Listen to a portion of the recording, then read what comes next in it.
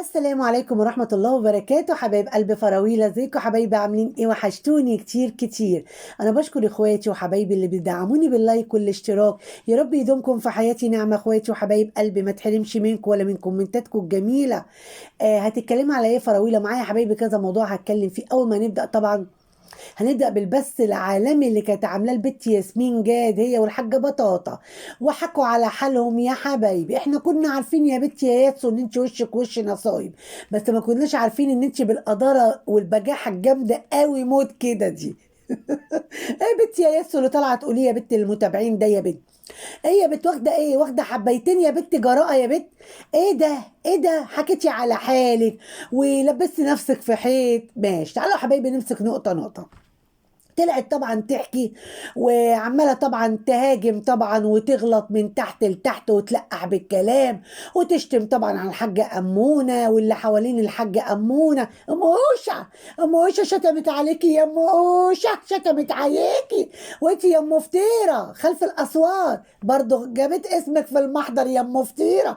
والله ما سمت عليكم البت ياسمين، خدتكم كلكم شاكب راكب. المهم يا حبايبي، دول عالم مش عارفة ايه. وقعدت طبعا، انا مش هكرر طبعا الغلط اللي غلطته يا حبايب قلبي، واللي يمشي ورا منهم واللي يجي من هنا واللي يروح هنا. في ايه يا بنت اللتح والقدح ده؟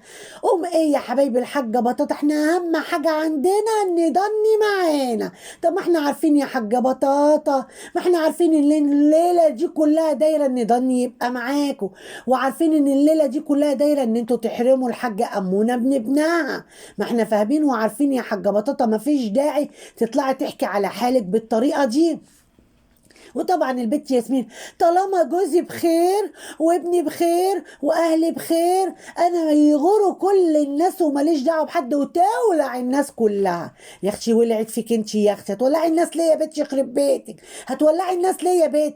هو الناس يعني جزاء ان هم بيشاهدوا لك المشاهدات وبيعلوا لك الريتش بتاع القناه تدعي عليهم ان يولع فيهم النار؟ اخصى عليكي بنتي، ما بيتمر فيكي ابدا يا بنتي. خلي كده عندك عزة نفس يا بنت واحترمي حالك يا بنت.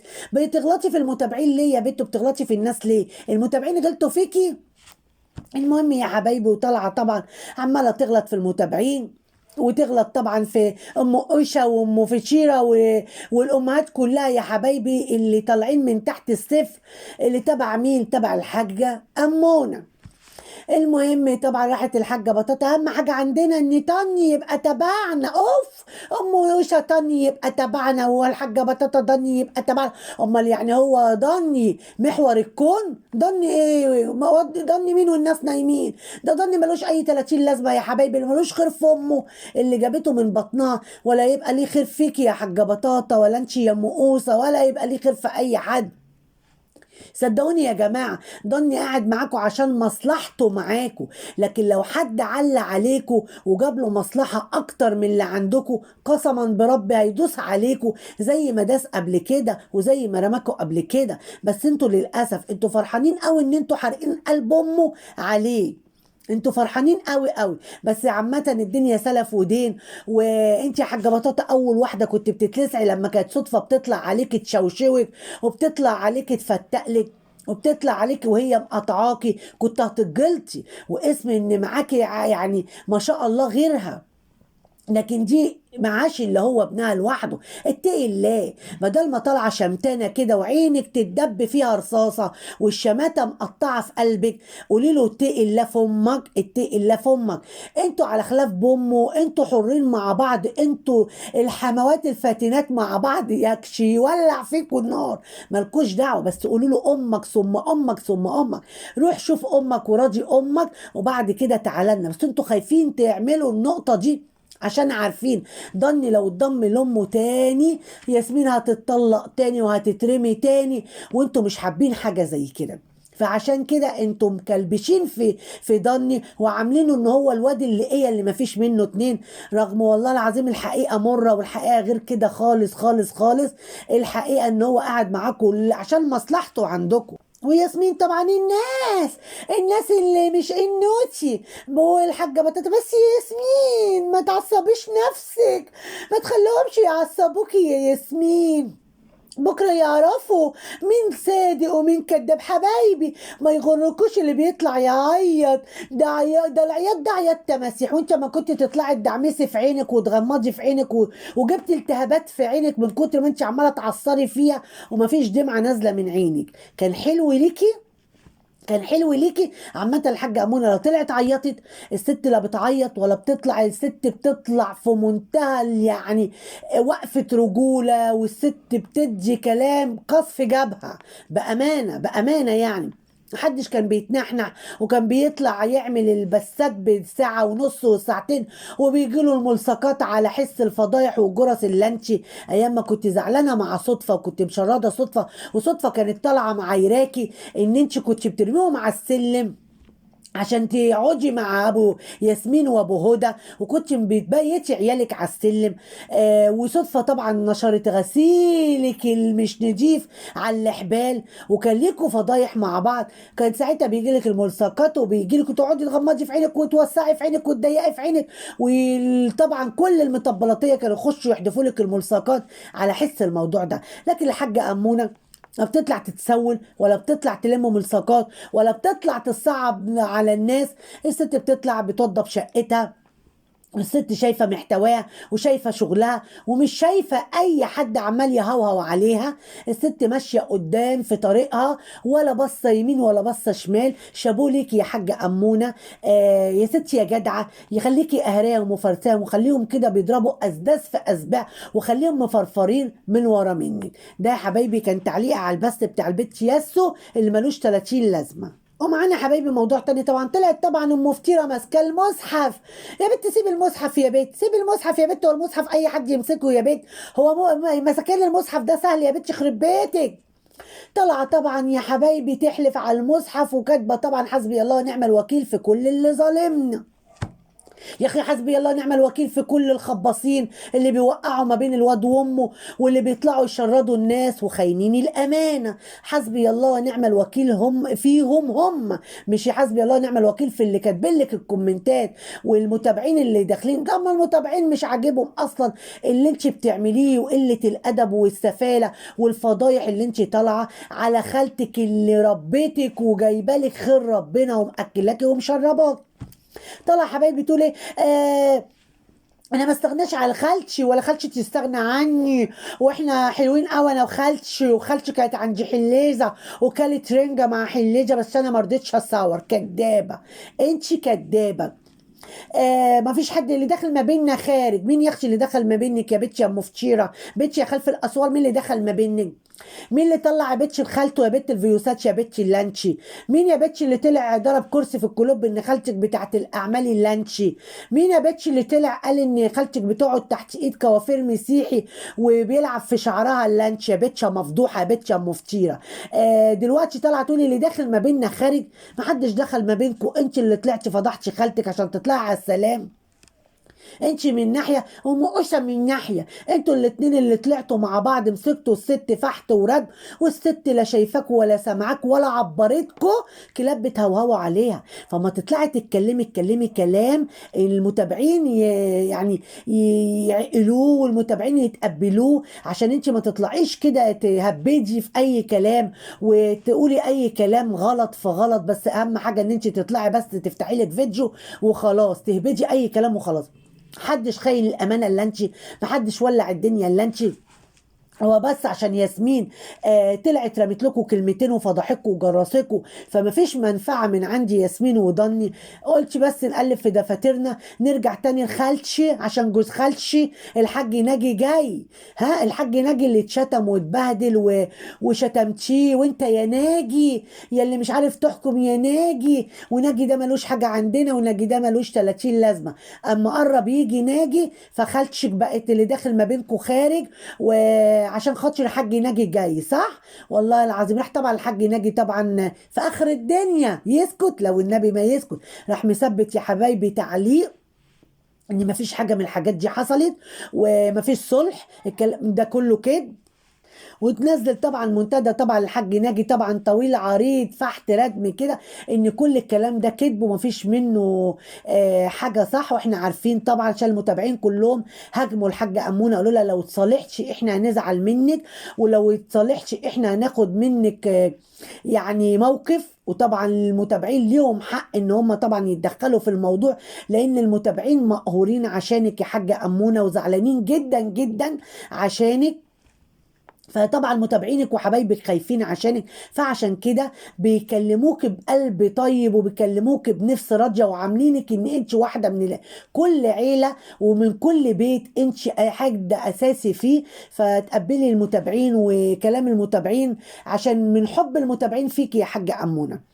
فعلا فعلا اوعي ترجعي للناس دي. الناس دي خلاص ياسمين وضني قلبوا عليهم، هيرجعوا يدوروا في دفاترهم تاني عشان كانوا مستنفعين منك قوي قوي قوي. مفيش كرمشة 200 جنيه لأم أوشة من ياسمين ولا لأم فطيرة. فخلاص بقى قفلت عليهم الحنفية وطلعت شردتهم وفضحتهم، واللي خدوا هدوم ضني فرقوها على نفسهم، واللي خيرها مغطيهم وطلعت فتقت لهم طبعا. فلفوا بقى على الدايره بتاعتك انت تاني، بقتش خالتها تاني وخالتشي، واللي دخل ما بيننا وخالتشي خارج. انت ولا خليتش خالتشي ولا عمتي، انت فضحتي خالتك بما فيه كفايه وكشفتي ستر خالتك اللي ربنا ستره. انت فضحتيه يا ام فطيره يا مفضوحه. ومعانا حبايبي موضوع تاني طبعا طلعت علينا طبعا الخالة حلمية وعم تسوقي. طبعا عم تسوقي يا حبايبي قال ايه؟ عايز يرم عظمه، عايز ياكل بط يا حبايبي. راح طبعا خد البط، وغير الحاجة الخالة حلمية نايمة طبعا تعبانة. ألف سلامة عليكي يا ست الكل، ألف سلامة عليكي يا سفيرة الريف المصري. وعيني تعبانه وطبعا الحراره طالعه طبعا على بقها وجنبها وجعها ونايمه. وعم تسوقي راح يا حبايبي مجرجره من على السرير. والنبي يا عم تسوقي بالراحه عليها، بالراحه، هي مش حملك الست غلبانه، مش حملك يا عم تسوقي. انت مالك كده قاسي عليها ليه يا عم تسوقي؟ اوعى دراعها يطلع في ايدك وانت عمال تشد، ما خلت دراعها يا عم تسوقي. في ايه يا عم تسوقي؟ الباور اللي فيك ده ربنا يديك الصحه، بس اهدى كده عليها شويه والله عشان بتصعب علينا قوي، عشان احنا بنحبها.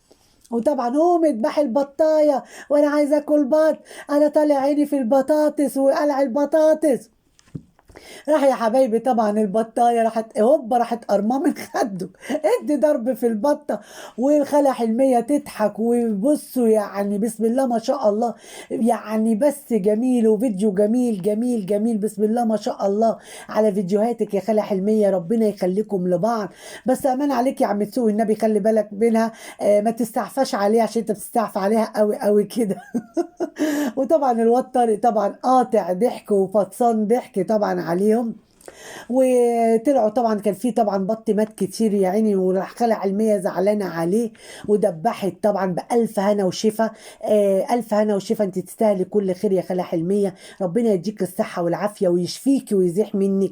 انت ست محترمة وست مؤدبة وست مجاهدة وست انت وعم تسوقي يعني مش قاعدين مبلطين للشحاتة والتسول.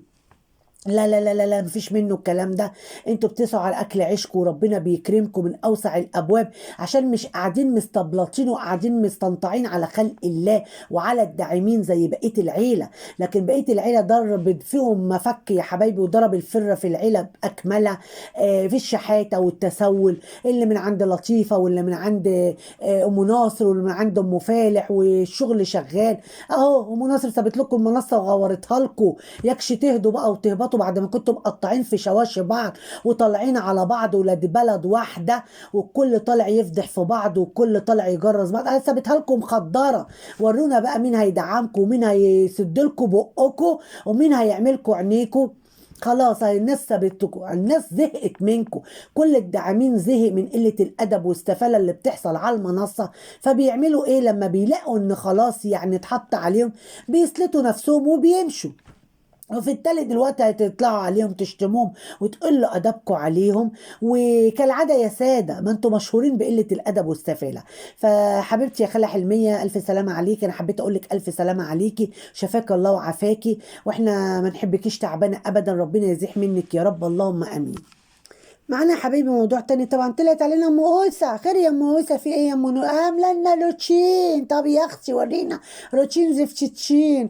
انا اغسل لكم المشايه ديت، وانتوا قلتوا لي احط اللكنه كده، وانا احط لكم اللكنه من ناحيتي كده، وانتوا قلتوا لي ظبطش الركنه كده. واستنوا حبايبي حبايبي، استنوا تعالي بس هنا قبل ما تقولي حبايبي حبايبي والركنه. تعالي بنتي ياسمين، ضربت فيكوا كرسي في الكلوب. شفتوا بقى ان انتوا يعني بعتوا الست الغلبانه، الست اللي كانت معاكوا قلبا وقالبا، بعتوها بارخص الثمن عشان البت ياسو. ياسو دلوقتي كمان باعتكوا. موقفك ايه يا ام اوسه؟ خسرت اختك وحبيبتك وعشره عمرك ام تاني، واشتريتي ياسمين والتاني. ياسمين بعتك باطول ايديها يا بنت، وفرجت عليكم الدنيا كلها ان خدتوا الهدوم قسمتوها على نفسكم. سرقتكم يا ام اوسه. ام اوسه بنت ياسمين سرقتكم في الهدوم اللي انتوا وزعتوها على بعض بتاعت تاني، اللي انتوا قلتوا لها ما تلبسي الهدوم ده يا تاني عشان معمول فيه عمل، وخدتوهم بما انكم متسولين فرقتوها على نفسكم ولبستوها. يا لهوي البنت ياسمين دي مفضوحه، ما بتسترش حد خالص خالص خالص. ماما اعمل لكم اللوتشين يا حبايب. ايوه انت بقى عاملين لنا بقى اللوتشين ليل ونهار، وقرفينا بالروتشينات بتاعتك. وانت قلت لي حطي الركنه كده. مين اللي قال لك؟ قولي لي بس مين اللي قال لك حطي الركنه كده؟ هي الناس عايشه معاكي؟ ما تحطي الركنه زي ما تحطيها، يا شقتك ولا شقه الناس. وانا تعبت في السقه. استنوا بقى ما نعمل لقمه مع بعض وناكل مع بعض. بجد هتاكلينا معاكي والنبي؟ والنبي هتاكلينا بولوبيف معاكي يا ام اوسه؟ ام اوسه اعمل لكم بقى البولوبيف. احب احط عليه فلفل واحط عليه بيض. انت هتطبخيه ولا ايه؟ انت هتطبخيه ولا ايه؟ فلفل وبيض وطماطم. ايه يا ست الكل في ايه؟ وانت بقى عايز حبه كركير وحبه بطاطس. طب ما تعملي يا موس، اصل انا تعبت قوي قوي قوي. لا الف سلامه عليكي يا موسى، الف سلامه عليكي. شفتي اللي يمشي ورا البت ياسو؟ بياخد ايه؟ بياخد مش هقول لك بياخد ايه. ياسو قلبت عليكم فضحكوا يا موسى. ما نبكوش بس اللي خسرته مودني والحاج ناجي. انا مش هتكلم على حد يا حبايبي، انا هعمل لكم محتوى بتاعي، وانا اهو فلست لكم السقه. وبصوا السقه بتاعتي بقت جميله. قولوا لي رايكم بقى في الكومنتات، قولوا لي رايكم بقى في الكومنتات يا حبايبي. حبايبي قولوا لكم الكومنتات بقى، اكتبوا لي. حاضر يا حبيبتي هكتب لك كومنت قد كده، هكتب لك جريده اقول لك رايك فيها يا ام اوس. اهدي على نفسك يا ام اوسه شويه، اهدي يا ام اوسه، انت ست كبيره مش حمل الدلع ده. اهدي اهدي كده يا ام اوسه، واعملي محتوى كده لطرف الهوا. بما انك صاحبة المحتوى والناس كلهم قالوا لك خليكي في محتواكي، وانا اسمع كلام متابعيني وحبايبي حبايبي. حبايب قلبي، لو عجبكم الفيديو لايك واشتراك، والسلام عليكم ورحمة الله وبركاته.